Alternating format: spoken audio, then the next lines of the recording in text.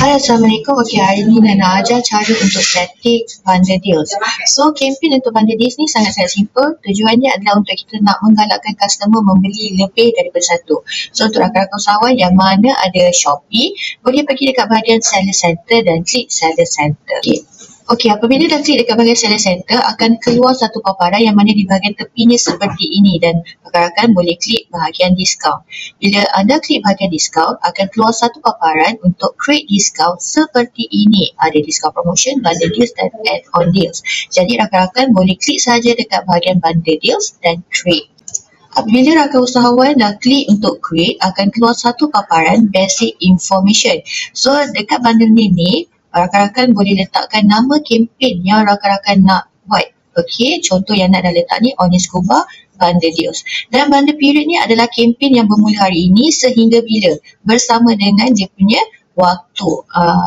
Maknanya rakan-rakan boleh set waktu juga. Dan bundle type, kat sini ada 3 option yang mana pertama bahagian percentage, bahagian amount dan juga special bundle price. Jadi untuk memudahkan rakan-rakan usahawan, terus letak bahagian special bundle price yang mana kita dah tahu dah beli 3 harga berapa. So yang ini contohnya yang nak dah letak, beli 3 Onyx Scuba akan dapat harga sebanyak RM57 sahaja. Dan kita juga ada beli 5 kan, so kita boleh taruh juga kat sini berapa ringgit kalau customer beli 5. Okey, dan kalau pergi dekat bahagian bawah, ada purchase limit.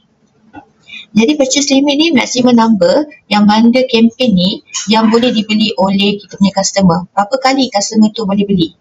Okey, dan dekat bahagian bundle di produk, yang ini boleh tekan add produk dan produk apa yang kita nak settingkan menjadi bundle.